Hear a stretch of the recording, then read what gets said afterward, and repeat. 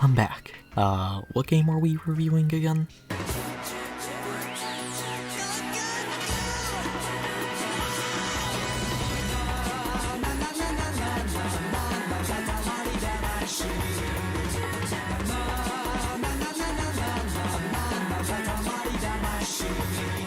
Oh, why do I do this to myself?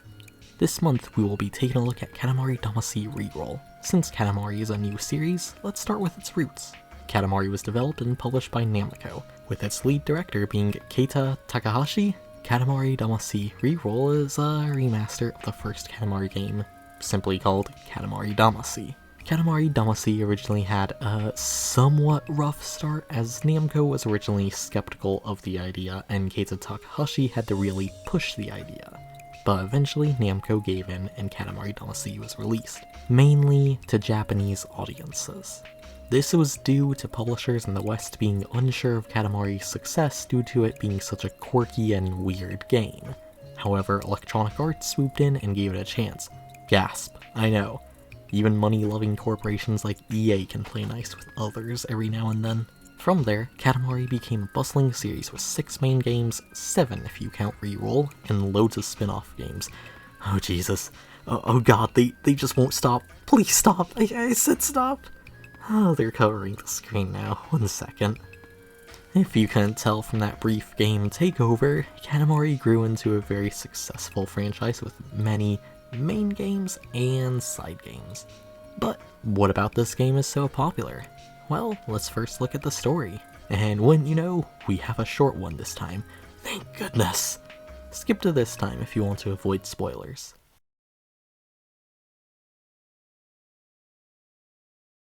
One night, the King of all Cosmos does some reckless flying and destroys all stars in the Milky Way. Instead of being the responsible parent and fixing this mess himself, the King of all Cosmos diverts all the work to his son, the Prince, aka the player. So, as the Prince, you set out to roll up as much as you can with the Katamari to rebuild the stars the King of all Cosmos is responsible for destroying. And, well, that's kinda the entire story. For the Prince, at least.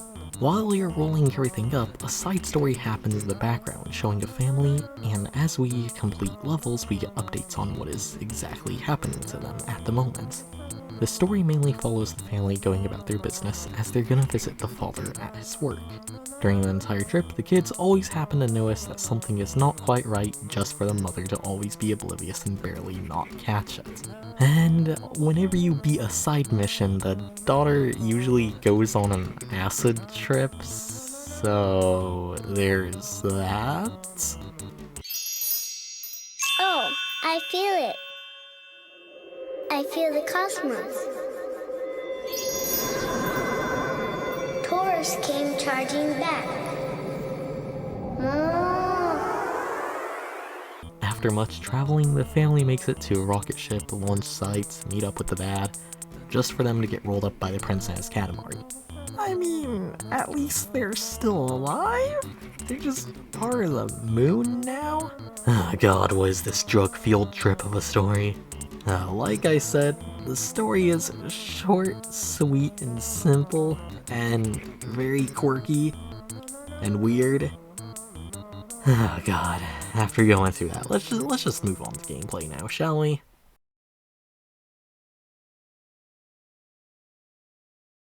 With our goal in sight and a job to do, how exactly do we do it?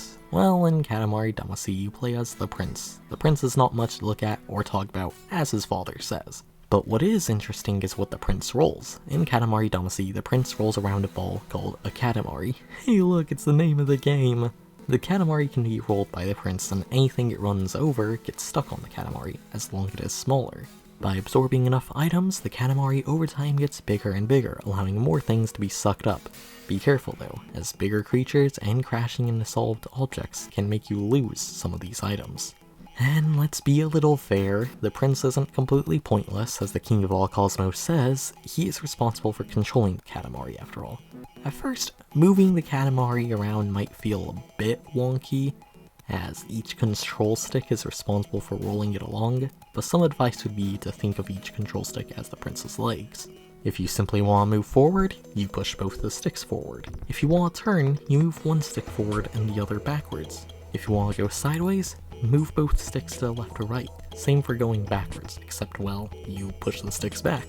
And by flicking the control sticks up and down, the prince can break out into a sprint. Be warned, it is harder to control the Katamari at faster speeds. The prince can also do a quick 180 if you click in the thumbsticks, and if you're ever lost, the prince can jump up high in an aerial view for all of his surroundings. Or you can even take a new perspective from the prince's point of view with a first-person camera to see what's happening all around. All of this is done to achieve a goal, and well, what is that goal? Well, in the main missions, the prince is just trying to reach certain sizes in a set time limit. Once the goal is achieved, you are allowed to freely continue rolling up whatever you want. Meanwhile, side missions play a little differently. These side missions have objectives, and these objectives are a nice change of pace as they either require you to collect certain items like fish or crowns, or other missions require you to reach a certain size, all the while not telling you what size you currently are. So you're kind of forced to guess and be as close as possible. While two particular missions can go die in a fire. Seriously, it might just be me, but the Taurus and Ursa Major missions are the hardest. For example, in the Ursa Major mission, you must roll a bear. Okay, seems easy enough. Wrong. You must roll up the biggest bear if you want the highest score. Alright, doesn't sound too bad, I'll just avoid the small ones. Well, guess what, bucko? Apparently everyone felt like loving bears today, as there were bears everywhere. You see this cute little teddy bear? Yep, that counts, so avoid all 50 of them chilling in your path. Phew, you avoided that? Oh no, look, it's a man in a bear costume, watch out, he counts as well, along with the hundreds of other bear-related items scattered around the map. And even after avoiding all of them, you end up accidentally tripping it and collecting a tiny little bear statue, and now you have to listen to your father berate you for it. But all in all, Katamari Damacy is a pretty chill game. Nothing majorly wrong with it besides how repetitive the main missions can be at times, but as long as you're not doing them back to back and go for some side missions, it's all harmless in the end. Plus, if you want some more goals, in each level you can find a present that your father misplaced because it wasn't obvious enough that he hated your guts. Seriously, can someone call Child Protection Services on this man? He seems a little mentally unhinged.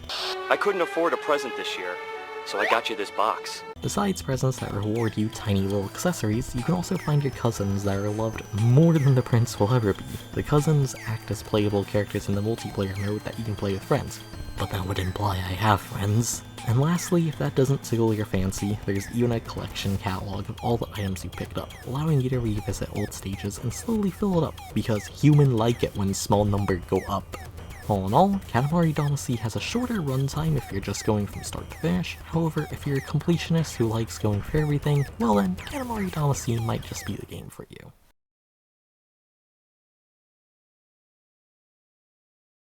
Visually, Katamari Damacy and REROLL are both beautifully cartoonish. Just don't let that distract you from the child abuse. Seriously, someone called the Child Protection Services on this guy.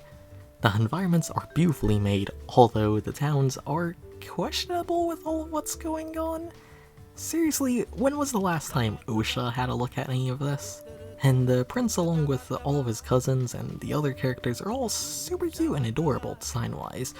Oh god, what is that? Moving on to the sounds.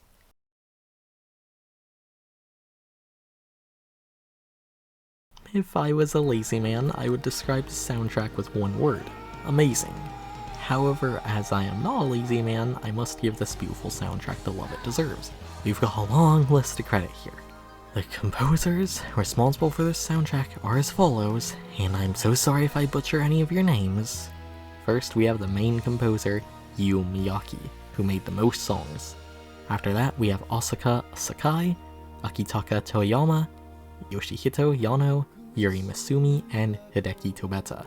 Yes, Katamari had many composers working on it, but it's for a good reason. With multiple composers, each one could focus more on the individual songs they made, and like I said before, I believe this soundtrack is amazing. It's no wonder that Katamari Damacy won both IGN and GameSpot's Soundtrack of the Year awards. And just like always, I have my favorites, and those would be Que Sera Sera, Angel Gifts, Roll Me In, and Katamari Stars. Here, take a quick listen to some bits now.